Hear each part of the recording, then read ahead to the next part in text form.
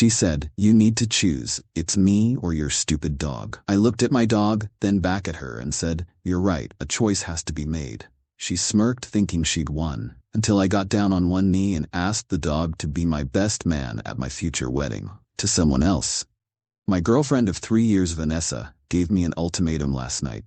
It was the culmination of a 6-month campaign of escalating hostility against the most loyal, gentle soul I have ever known, my 7-year-old golden retriever Max. To understand why this ultimatum was the end of everything, you need to understand where Max came from. He wasn't a puppy I picked out from a breeder. Max was my dad's dog. My dad passed away 2 years ago, and his last request to me in the hospital was, "Take care of my boy." So Max is more than a pet. He's a living, breathing piece of my dad's legacy. He's family. Full stop. When Vanessa and I first got serious, she was fine with Max. She'd pat his head, call him a good boy, and tolerate the dog hair on the sofa. But over the last year, as we started talking more about our long-term future, something in her shifted. She began to see Max not as a part of our life, but as an obstacle to the life she wanted. It started small. "Do you really have to let him sleep in your room? It's unhygienic." Then it became, "I don't feel comfortable being intimate with you when the dog is right there on his bed." So I moved Max's bed into the hallway. Then it was, "His smell is all over the house. Can't we just keep him in the backyard?" The answer to that was a firm no. This is his home. Her resentment grew with every small battle she lost. Last month, I came home early from work and found her on the phone with a local golden retriever rescue group. She was trying to rehome my dog behind my back. When I confronted her, she claimed she was just inquiring about resources for older dogs, a lie so transparent it was insulting. That brings us to last night. She sat me down, her face set like stone. "Alex," she said, "we need to talk about our future. I want to get married, I want to have children, and I want a clean, quiet home. That is not possible with him." She gestured vaguely in the direction of Max, who was sleeping peacefully by the fireplace. "So," she continued, taking a deep breath, "you need to choose. It's me or your stupid dog." She said it. She called my dad's dog, my best friend, stupid. And she delivered the line with a smug little smirk. It was the smirk of someone who was absolutely certain they held all the cards, who believed their partner was so desperate to keep them that they would agree to anything, even something monstrously cruel. I just looked at her. I didn't feel anger. I felt a profound sense of sadness and disappointment. Then I looked over at Max. He must have sensed the tension, because he lifted his head, his tail giving a slow, gentle thump, thump, thump against the floor. He offered me nothing but pure, unconditional love. I looked back at Vanessa. She offered me conditions. Her love came with terms and services. And in that moment, the choice was the easiest one I have ever made. I stood up slowly. "You're right," I said, my voice perfectly calm. "A choice has to be made." The smirk on her face widened. She thought she had won. She thought I was about to agree to get rid of Max. She leaned back on the sofa, triumphant. I walked past her and went over to the fireplace. I knelt down in front of Max, who got up and started licking my face, his tail wagging furiously now. I took his furry face in my hands. "Max, buddy," I said, my voice thick with emotion, but steady. "You have been the best friend a man could ever ask for. You are loyal, you are kind, and you have never asked for anything but love." I looked over my shoulder at Vanessa. Her smirk was gone, replaced by a look of utter, baffled confusion. I turned back to Max. "I know this is sudden," I continued, "but I'm gonna need a best man at my wedding someday. And I can't imagine anyone I'd rather have standing by my side. So what do you say?" "Will you be my best man?" Max responded by barking once and trying to climb into my lap. "I'll take that as a yes." I stood up and faced Vanessa. Her confusion had morphed into a mask of pure, incredulous rage. What did you just do?" she stammered. "Are you insane? You're joking, right?" "No, Vanessa," I said softly. "I'm not. You asked me to choose. I choose him. I choose loyalty. I choose unconditional love. I choose my family. And you are not a part of it anymore." Then I delivered the final line. "The wedding I just mentioned, it will be to someone else. Someone who understands what it means to love without conditions. You need to pack your things. I want you out of my house by the end of the weekend." The screaming that followed was legendary. But it didn't matter. The choice was made. Update 1. It has been a week since the proposal, and my life has been a strange mix of profound peace and utterly bizarre drama. The aftermath of choosing my dog over my girlfriend has been, for lack of a better word, illuminating. Vanessa did not take the news gracefully. After the initial screaming, which I'm fairly certain shattered a wine glass in the next room through sheer sonic force, she moved on to hysterical crying and then to guilt tripping. She wailed about the 3 years she had wasted on me, how I was throwing away our perfect future, how I was a pathetic, lonely man-child who couldn't handle a real adult relationship. Through it all, I remained calm. I told her, a real adult relationship doesn't involve asking your partner to betray the last wish of their dying father. That quieted her down a bit. I helped her pack. It was a cold, silent, and deeply awkward process. Every item she put in a box seemed to be accompanied by a heavy sigh or a muttered comment about my priorities.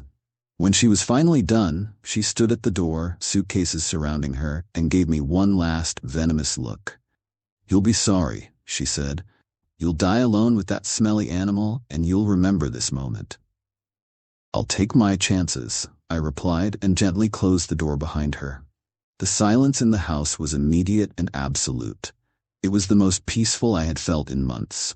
Of course, the drama didn't end there. It just went digital. Vanessa immediately launched a social media campaign to paint me as the villain. Her posts were vague but pointed. "Sometimes you give your whole heart to someone only to find out they value a dog more than you." And, "Stepping into a new chapter after a heartbreaking betrayal. It's hard to compete with 4 legs and a tail." Then came the enablers. Her best friend, a woman named Tiffany, called me the next day. I answered, expecting a reasonable conversation. I was wrong. "Alex, what is wrong with you?" she demanded, without so much as a hello. "You threw away a perfect relationship with a wonderful woman over a dog. Vanessa is heartbroken. You need to call her and apologize right now." I took a deep breath. "Tiffany," I said calmly, "did Vanessa tell you that she gave me an ultimatum? That she asked me to get rid of the dog my late father entrusted to me?"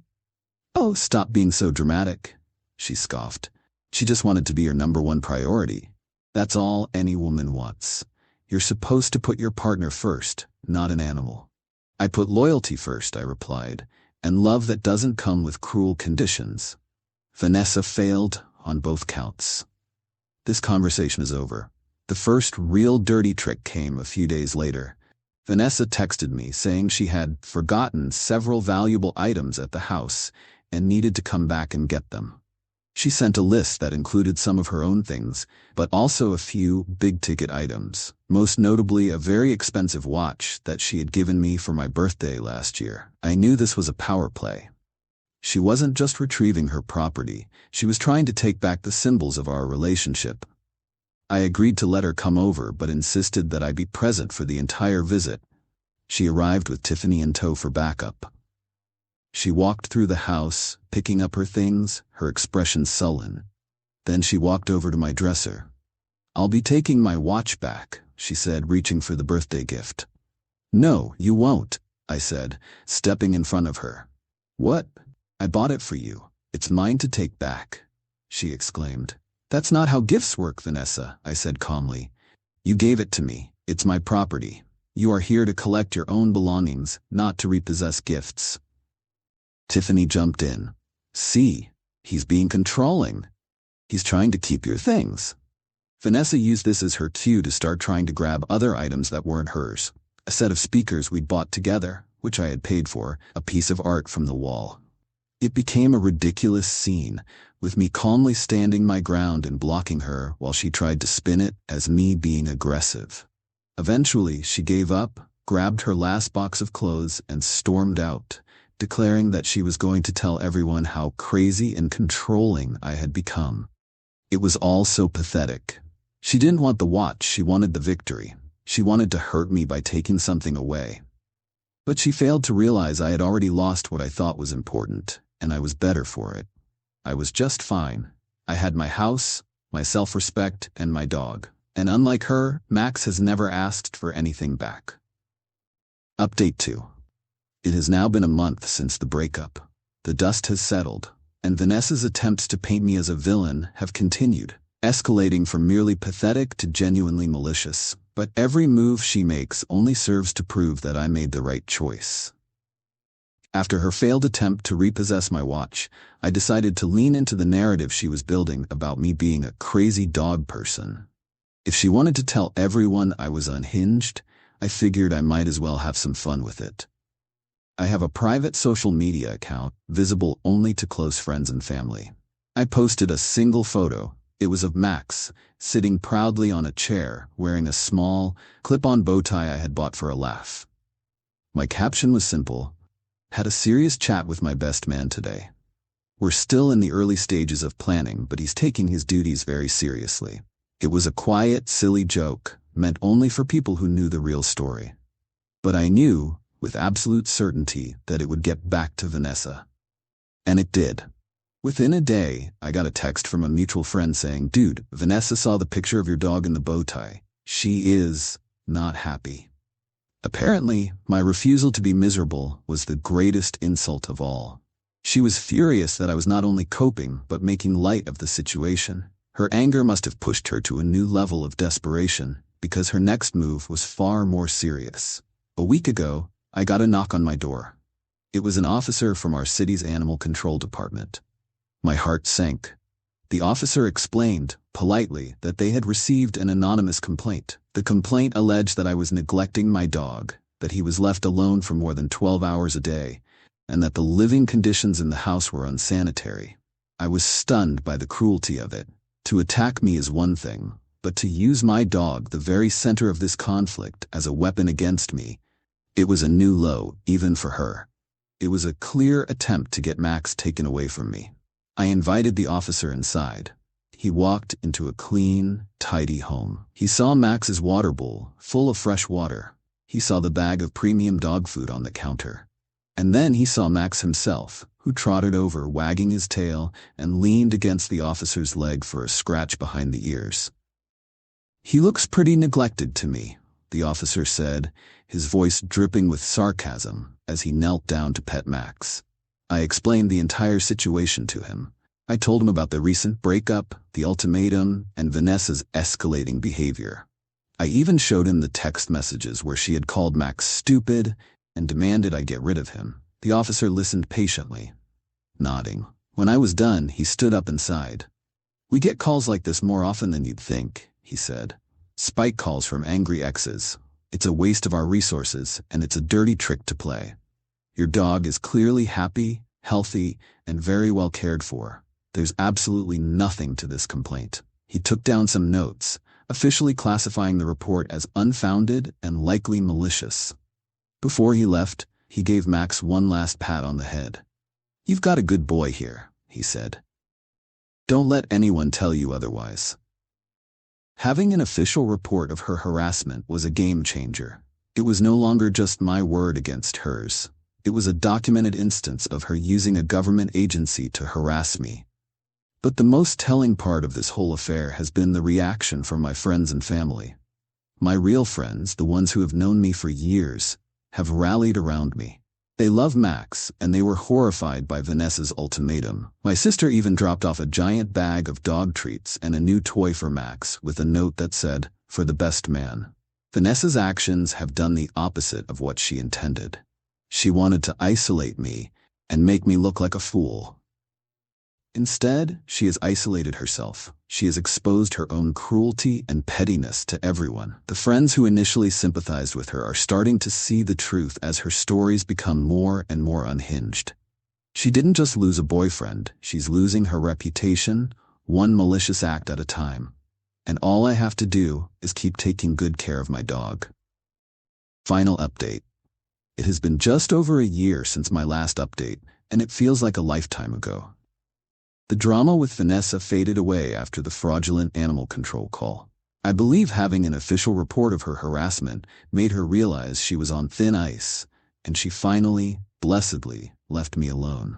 The real story, the satisfying conclusion, happened this year. About 6 months ago, I met someone. Her name is Emily. I met her at a local park. Our dogs started playing together. Her dog is a scruffy little terrier mix, and he and Max hit it off immediately. Emily and I started talking. She was funny, smart, and kind. And when I told her, on our third or fourth date, the story of my last breakup, she didn't think I was crazy. She just looked at me and said, "The fact that you chose your dog tells me everything I need to know about your capacity for loyalty. That was a good choice." Our relationship has been easy. It's built on mutual respect, laughter, and a shared love for our four-legged friends. There are no ultimatums, no jealousy, no power games. It's just love. The real, simple, unconditional kind. 2 months ago, on a hike with both dogs, I asked Emily to marry me. She said yes. We decided on a small outdoor wedding at a beautiful old farm. And from the very beginning, there was one detail that was non-negotiable for both of us. The best man. Last Saturday, I got married to the most wonderful woman I have ever known. And standing right there beside me, at the front of the aisle, was Max. We had a custom collar made for him that looked like a little tuxedo with a black bow tie. He sat patiently during the ceremony, a perfect gentleman. When it came time for the rings, my human best man, my friend Tom, handed them to the officiant. But Max had his own role. He had a small, decorative pouch tied to his collar, from which Emily and I took out the vows we had written for each other. After the ceremony, our photographer, who was completely charmed by the whole thing, spent 20 minutes taking a series of formal portraits of me and my new wife, with my best man sitting proudly between us. Yesterday, I posted one of those photos online. It's a beautiful shot. I'm looking at Emily, she's laughing, and we're both petting Max, who's looking straight at the camera with a big, happy, golden retriever smile. I wrote a simple caption. I'm a man of my word, introducing my incredible wife, Emily, and my best man, Max. The reaction has been amazing. But the most interesting news came from that same mutual friend who keeps me peripherally updated on Vanessa's life. He told me that Vanessa saw the photo. He said she was quiet for a long time and then just said, so he actually did it. For the past year, Vanessa had been telling anyone who would listen that I was a pathetic joke. A lonely man who would never find anyone else because he was pathologically obsessed with his dog. She had built a narrative where she was the one who escaped a crazy person. And in one photo, that entire narrative was destroyed. She saw me happy. She saw me married to a beautiful, smiling woman who clearly adored not just me, but the very dog Vanessa had tried to make me abandon. She saw that my insane proclamation at our breakup wasn't a moment of madness, but a statement of principle that had led me directly to a better, happier life. The last I heard, Vanessa is still single. She has apparently bounced between a few short-term relationships, but they always end the same way, with her complaining that the man isn't making her his entire world. I don't feel anger towards her anymore. I almost feel a little bit of pity. She's still out there, searching for a love that comes with a checklist and a set of demands. She'll never understand what I have now. This wasn't a choice between a woman and a dog. It was a choice between a relationship built on control and one built on freedom. It was a choice between conditional affection and unconditional love. I chose love. And every morning, when I wake up to my wife on one side of me and my best man's tail thumping on the floor on the other, I know I chose right.